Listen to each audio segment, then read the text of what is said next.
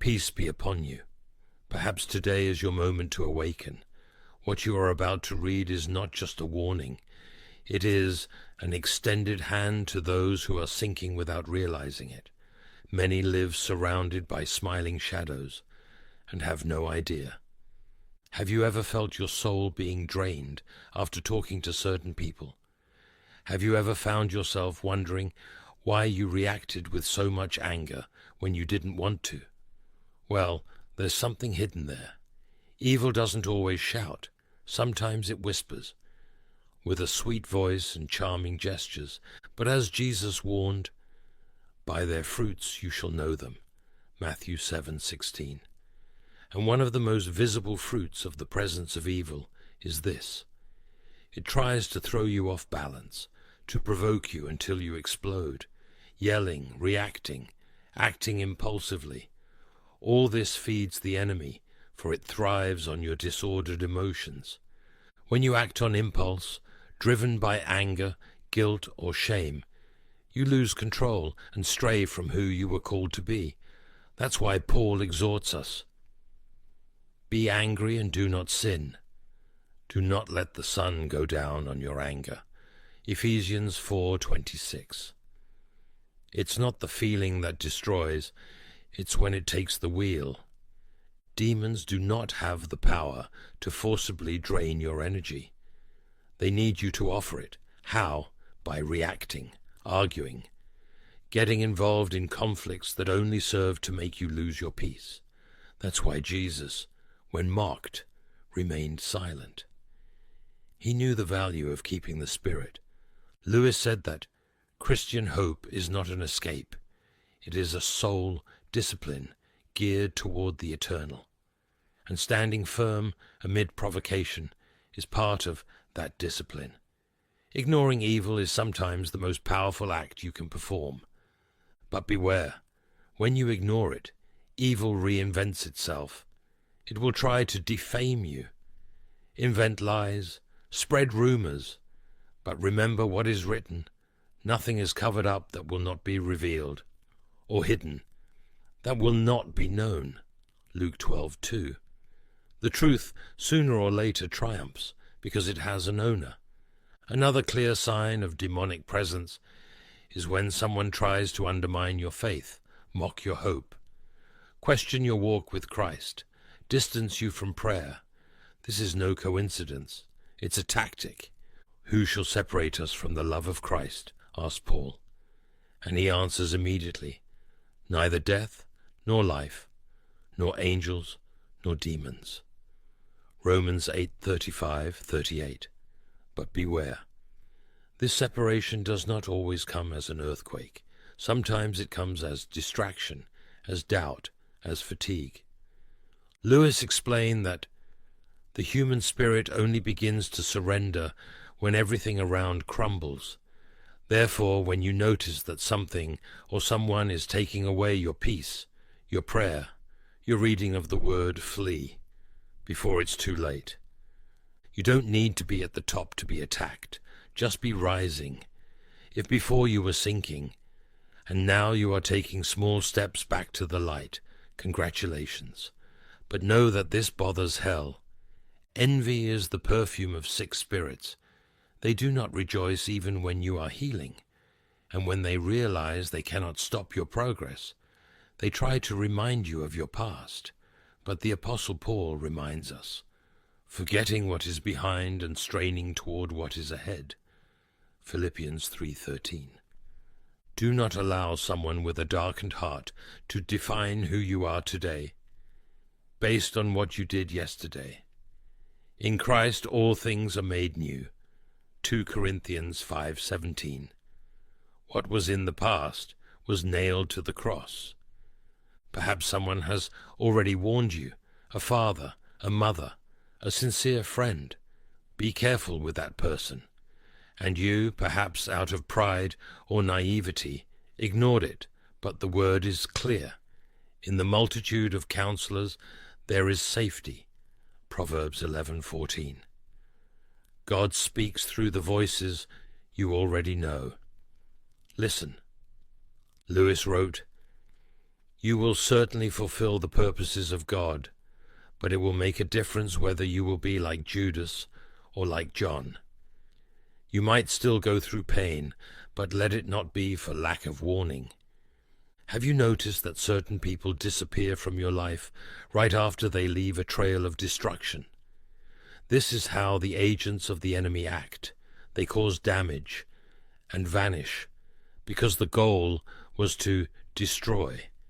And once accomplished, they move on to the next victim. It's the opposite of what the Holy Spirit does, who, even when he corrects us, remains, who restores, who consoles. Even though I walk through the valley of the shadow of death, I will fear no evil, for you are with me. Psalm 23:4. Demons, when acting through people, never show right away what they want. They come with sweet words, help, compliments, but they hide a plan. Only spiritual discernment, given by God, can reveal what lies behind. And as Lewis well said, God can only show himself as he really is to real men, united in love and helping each other. To see what is spiritual, you must live spiritually. Pray, read, listen, obey. The spiritual man discerns all things. 1 Corinthians 2:15. Ask for this gift. God wants to show you. He just waits for you to want to see. If you've gotten this far, you've already been touched. The choice now is yours. Continue ignoring the signs, or put on the armor of God and fight. Be sober-minded, be watchful. Your adversary, the devil, prowls around like a roaring lion, seeking someone to devour. 1 Peter 5:8. But remember, Christ has already won, and in his hands you are not alone. Now, dear brothers and sisters in Christ, I would like to invite each one of you to this moment of prayer. Let us pray together and glorify the holy name of our God and our Father. Pray now. O holy guardian of my soul, you who walk in shadows, uncorrupted, lift me from the sleep of distractions and awaken in me a holy fear. For many times I have walked among smiling faces, without perceiving the claws they hide. Lord, how often have I found myself drained, not by the weight of work, but by sweet words that drained my peace. How often have I reacted with anger, not because I wanted, but because I was provoked by voices that were not yours. Deliver me, O God, from falling into traps that the enemy does not shout, but whispers. Guard my heart from those who approach with compliments and hidden intentions. Teach me, like your Son, to respond with silence when provocation seeks to ignite fires in my flesh. Purify my soul of the need to win discussions, and grant me the highest victory, the self-control that only the Spirit grants. For true strength is to stand firm when everything around calls for reaction. Lord Jesus, you were mocked, rejected, wounded, and yet you chose the path of the cross and not of vengeance. Teach me to imitate you. Remind me that evil feeds on the emotions I offer, that demons do not take my peace by force. They only receive it when I give it away. O Spirit of truth, clothe me with discernment from the high heavens. Let me not be deceived by pious appearance, nor by words varnished with falsehood. Teach me to look at the fruits, not the smiles, to listen to the essence, not just the tone. When defamation comes like a headwind, anchor my feet on the rock that does not move. When lies surround me, remind me that the truth has an owner, and it always prevails, for you are the incarnate truth. Help me to flee from distraction, from doubt, from spiritual lethargy, for I know the enemy seeks not just to destroy. He wishes to sedate me. But I cry out to you, awaken in me the fire of vigilance. I do not want to be defeated while resting in error. O Father of lights, when the past comes as an accusation, show me the marks of the cross, where everything was nailed. Let me never allow a sickened heart to define my redeemed identity. For in Christ I am a new creation. The chains have been broken, and the veil has been torn. Give me humble ears to listen to the advice of those who truly love me. Deliver me from the pride that insists on trusting my own sight, when you have given me so many sentinels around. Lord, if I have to pass through the valley, let it be at your side.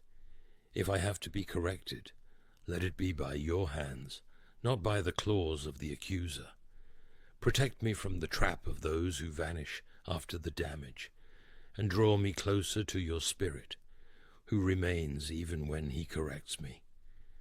Let me discern the touch that heals from the touch that silently wounds. Make me a spiritual man, capable of discerning what lies behind the veils. Teach me to pray when the desire is to argue, to be silent when the flesh wants to shout, to forgive when the soul cries out for justice. And if I fall, lift me up. If I stumble, sustain me. If I weep, console me. And if I doubt, reanimate me. For yours is the kingdom, yours is the power, and yours is the truth that overcomes all lies. In the name of Christ who silenced hell, with a "it is finished." Amen. I would like to sincerely thank everyone who watched until the end of this video. We are pleased to be a part of your daily life. May God continue to bless each of you and your families. Until the next video. Not everything that shakes your spirit is visible to the eye. Life often feels like a simple series of conversations, decisions, and connections. But lurking behind the curtain of the natural world is a spiritual realm filled with forces warring for influence over our lives. Sometimes, the enemy's most effective weapon isn't an outright attack. It's an unsuspecting soul in your circle, unknowingly carrying darkness. As C.S. Lewis said in the Screwtape Letters, "When evil cannot defeat you head-on, it will try to recruit the people closest to you. This recruitment doesn't come with loud declarations. Instead, it's subtle. It shows up in the way some relationships leave you drained, how certain words pierce deeper than they should, or how chaos finds its way into spaces that once felt safe. The enemy doesn't only roar, he whispers through people, planting seeds of distraction, division, and despair. Today we'll learn to recognize the signs that demonic forces may be working through someone in your life. This is not about fear but wisdom. The more you understand these attacks, the better equipped you are to stand firm. Remember, where light shines, darkness flees. Sign 1. They will hate and attack you because they can't control you. Spiritual warfare often operates in the unseen, targeting areas of our lives where we're least prepared. One of the clearest signs that someone in your life may be under demonic influence is when they hate and attack you simply because they cannot control you. Control is the language of darkness. Wherever manipulation thrives, spiritual freedom is under assault. As C.S. Lewis said, "Those who crave control are often the ones who fear freedom the most." The enemy works through people to dominate, restrict, and stifle others, not because you've wronged them, but because your God-given freedom reminds them of their own spiritual bondage. Demonic spirits despise those walking in liberty, and when they can't dictate your choices, their frustration turns into anger and attacks.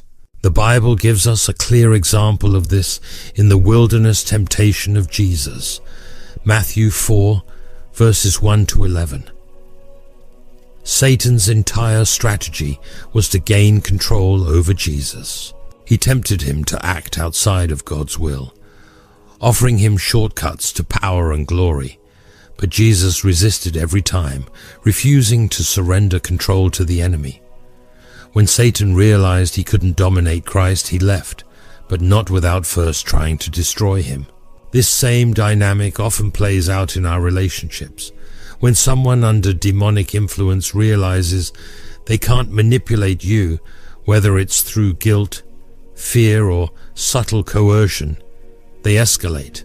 Attacks can take many forms: verbal insults, emotional manipulation, or even spreading lies to isolate you from others.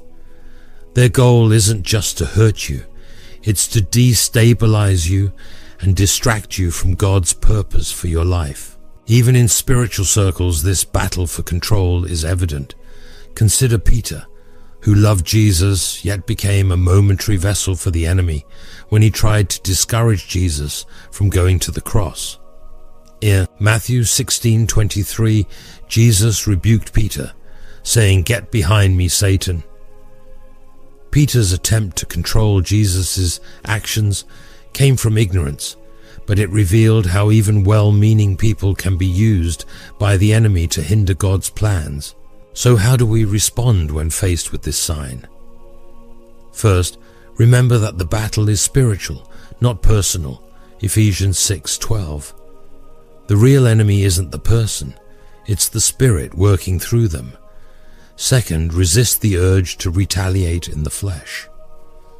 James 4:7 reminds us to resist the devil and he will flee from you. Sign 2, they will be angry at you because you are happy or at peace. One of the clearest ways to recognize demonic influence in someone's life is their reaction to your joy and peace. When you are at peace, they are restless. When you are joyful, they are irritated. The enemy hates to see you thriving in the spirit because joy and peace are direct evidence of God's presence in your life. Demonic spirits, on the other hand, are restless, miserable, and chaotic, and they can't stand to be near what they lack. As C.S. Lewis mentioned in the Screwtape Letters, to those who carry chaos in their soul, the sight of peace is unbearable. People being used by darkness don't understand why your peace bothers them, but it does. It's not just about your happiness, it's about the light of God shining in your life. Peace and joy are weapons of spiritual warfare, exposing the emptiness of darkness. The Bible confirms this truth. Proverbs 4:16 says, "For they cannot rest until they do evil. They are robbed of sleep till they make someone stumble." Those walking in spiritual darkness feel an inner turmoil that drives them to disrupt the peace of others. It's why they gossip, stir up arguments, or sow seeds of discord. Their spirit is in rebellion against God, and your peace reveals what they don't have. Think about the life of Jesus. Everywhere he went, he brought peace, healing, and joy. Yet he was hated by many, especially the Pharisees. Why? Because his very presence exposed the pride, jealousy, and sin in their hearts. In the same way, when your life reflects God's peace, it unsettles those who are still in darkness. When you are joyful, their irritation grows. This anger often doesn't make sense. It's not rooted in anything you've done to them. You've simply become a target because your joy is a reminder of the spiritual fruit they lack. They may try to steal your peace through criticism, drama, or false accusations. The goal of the enemy is to drain you emotionally and spiritually so that you lose your focus on God. But you must guard your heart. Philippians 4:7 says, "The peace of God, which transcends all understanding, will guard your hearts and your minds in Christ Jesus." Don't allow their irritation to disrupt the peace God has placed in you. Sign 3. Your lifestyle and light remind them of who they are not. A powerful way to recognize when someone is under demonic influence is their reaction to the light you carry. Your walk with Christ, the peace, obedience, and spiritual discipline in your life becomes a mirror they don't want to look into. People influenced by darkness are often convicted by the light in your lifestyle, and instead of changing, they choose to resent you. As C.S. Lewis wrote in The Problem of Pain, "Nothing stirs discomfort like a life that reveals what others have chosen to avoid." Your faithfulness to God reminds them of their lack of faith. Your joy reminds them of the emptiness in their own soul, and your obedience highlights the rebellion they've refused to confront. This is why demons hate the light. John 3 verses 19 to 20 speaks directly to this. This is the verdict. Light has come into the world, but people loved darkness instead of light because their deeds were evil. Everyone who does evil hates the light and will not come into the light for fear that their deeds will be exposed. This is what's happening when your godly lifestyle creates tension with someone in your life. It's not your words. They may even acknowledge you haven't said or done anything to provoke them, but your very presence stirs something inside them. When you choose obedience, it reminds them of their disobedience. When you choose righteousness, it reminds them of their sin. Look at the example of Cain and Abel. Abel's offering was accepted by God because it came from a pure heart. But Cain, instead of addressing his own rebellion, became angry and jealous.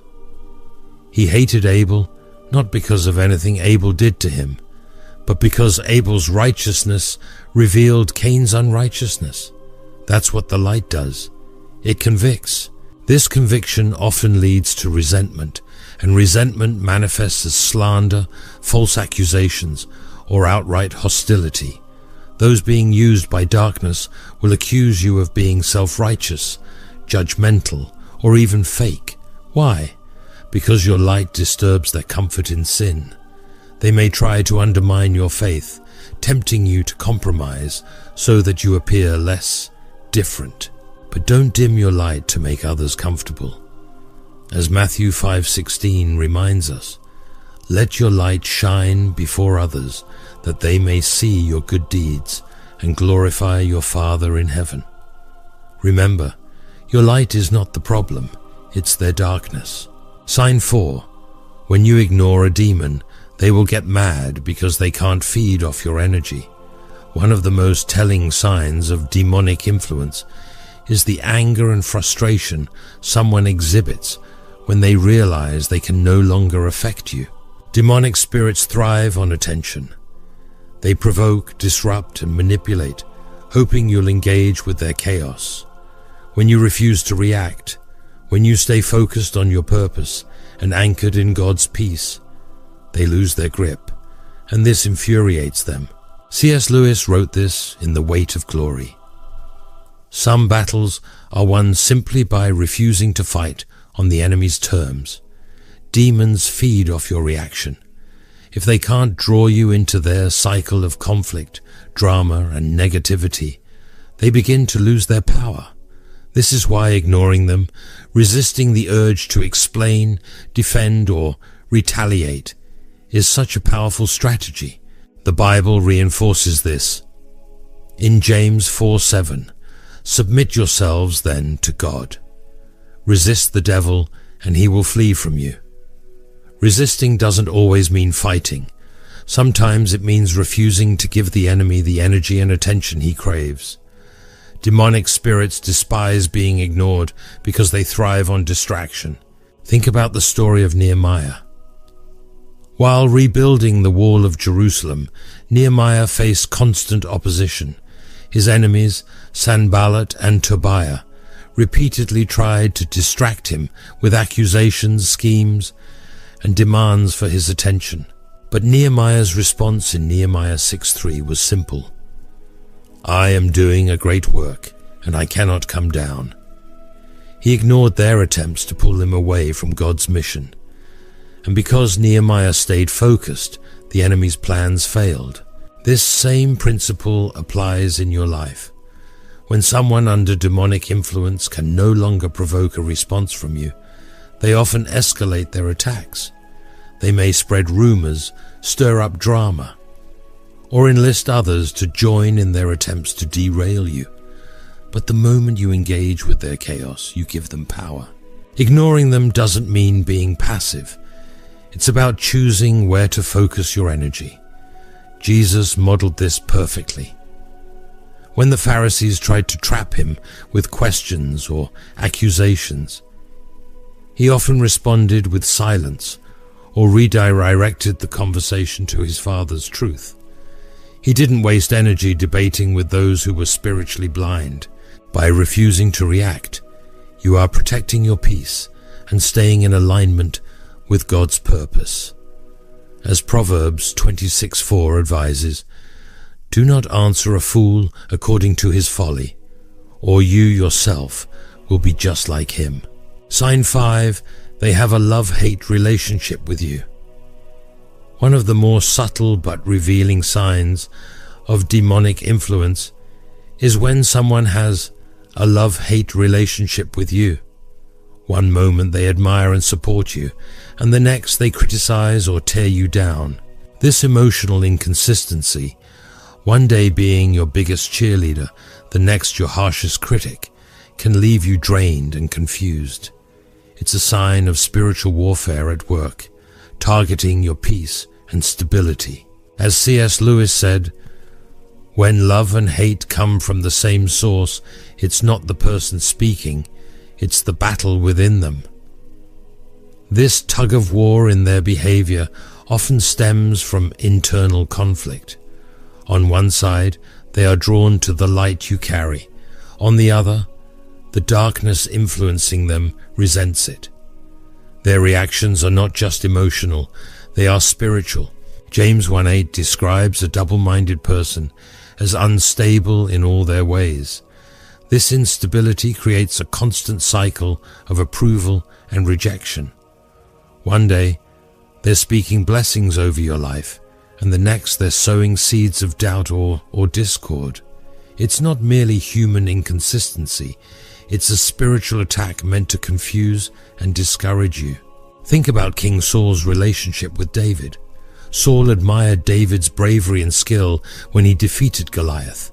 But as David's light began to shine brighter, Saul's love turned to envy and hatred.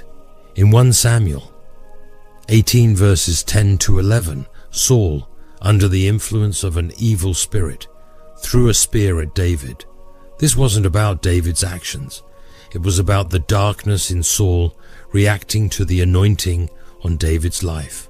This love-hate dynamic can manifest in various ways in your relationships. It could be a friend who praises your spiritual growth one day, but criticizes you for being too holy the next. It could be a family member who alternates between encouraging your dreams and discouraging your efforts. The inconsistency is not accidental. It's a spiritual strategy to wear you down. The enemy uses this tactic to create confusion and drain your emotional energy. It's a way to make you question your calling, doubt your worth, or second-guess your decisions. But recognizing the pattern is the first step in overcoming it. As Proverbs 4:23 says, "Above all else, guard your heart, for everything you do flows from it."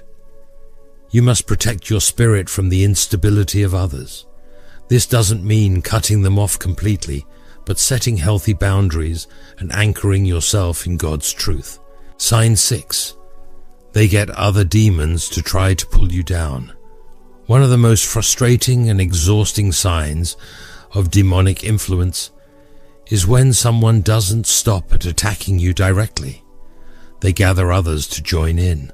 This is a classic strategy of the enemy, isolation through collaboration. When one tactic fails, demons rally reinforcements to increase the pressure, hoping the weight of multiple attacks will overwhelm you. When you're on fire for God, when you're walking boldly in your purpose, the enemy knows that you're a threat to his kingdom. To counteract your progress, he'll work to amplify his attacks by recruiting other voices, other spirits, or even entire groups of people to come against you. Think about the story of Jesus. As his influence grew, the Pharisees and religious leaders didn't just oppose him individually. They gathered others, including Judas, to orchestrate his betrayal, Luke 22 verses 3 to 6. Their goal wasn't just to silence him. They wanted to completely destroy his work. In the same way, when you're making progress in your calling, The enemy will recruit others to sow discord, spread lies, or block your path. This tactic can feel personal, but it's entirely spiritual. The enemy uses division to isolate you and make you question your strength. It's like the crabs in a bucket mentality. Whenever one crab starts to climb out, the others instinctively pull it back down. People under demonic influence will often try to do the same to you, especially when they see you growing, leveling up, or breaking free from patterns they're still stuck in. This is why spiritual discernment is so critical. Not everyone who smiles in your face is truly for you. Some may even appear supportive, but deep down, their hearts are unsettled by your success. These individuals become easy targets for the enemy to manipulate, drawing them into the attack against you. But take heart. This tactic, though powerful, is not stronger than God's protection. As Isaiah 54:17 declares, "No weapon forged against you will prevail, and you will refute every tongue that accuses you." Sign 7. Your spirit will feel drained when you're around them. One of the most obvious signs of demonic influence is how your spirit feels when you're around someone. If you find yourself consistently feeling drained, burdened, or unsettled after spending time with a particular person, it's often more than just personality differences or exhaustion. It can be a spiritual warning. When someone is being used by demonic forces, their presence can sap your spiritual energy and disturb the peace of the Holy Spirit within you. Demons working through others aim to steal your joy, deplete your energy, and weaken your resolve to follow God's purpose. This isn't always intentional on their part. They may not even realize the spiritual forces influencing them, but the effect on you is undeniable. Think of the people in your life who leave you feeling uneasy or heavy-hearted. You may not be able to put your finger on why, but deep in your spirit something feels wrong. That's the Holy Spirit alerting you to protect yourself. Proverbs 4:23 reminds us, "Above all else, guard your heart, for everything you do flows from it." If someone consistently drains you emotionally, mentally, and spiritually, it's likely a sign that demonic forces are at work. In Mark 5 verses 1 to 13, we see the story of Jesus encountering a man possessed by a legion of demons. The man's presence caused chaos and fear for everyone around him. No one could be near him without feeling the weight of the spiritual oppression he carried.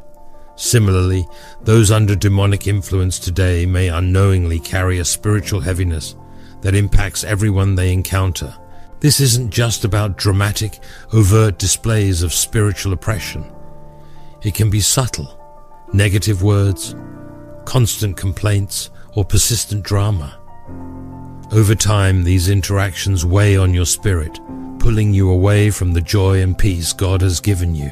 If you feel this way with someone close to you, a friend, co-worker, or even a family member, it doesn't necessarily mean you should cut them off entirely, but it does mean you need to set boundaries.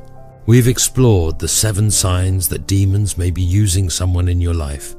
This is not a call to fear, but a call to discernment and action.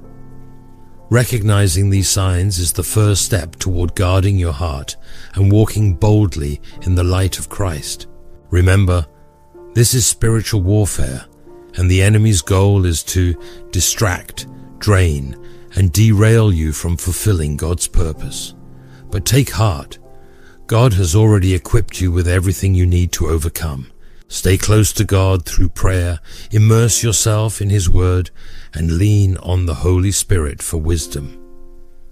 As Ephesians 6:11 reminds us, put on the full armor of God so that you can take your stand against the devil's schemes. No matter who or what comes against you, know that God is your protector, your strength, and your peace. If this message spoke to you, don't keep it to yourself. Share it with someone who may be struggling with these signs in their own life. Let's encourage and uplift one another as we stand firm in faith.